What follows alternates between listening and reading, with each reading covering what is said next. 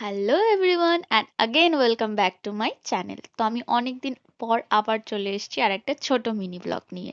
তো সেই দিন আমি উঠে গেছিলাম তাড়াতাড়ি, আর উঠেই হয়ে নিলাম একটু ফ্রেশ হওয়ার পর খেয়ে নিলাম এক গ্লাস জিরের জল।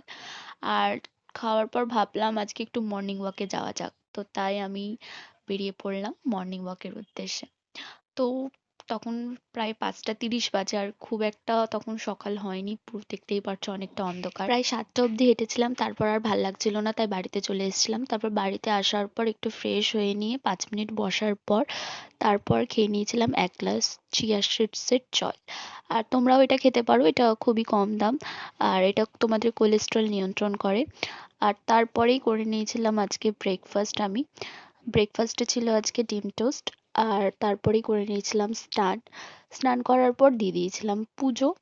আর দিদি লাঞ্চে রান্না করেছিল চিকেন কষা আর চিংড়ি মাছের মালাইকারি, যেটা খুবই টেস্টি হয়েছিল। So that is for today. তো দেখা হচ্ছে অন্য কোনো ব্লগে।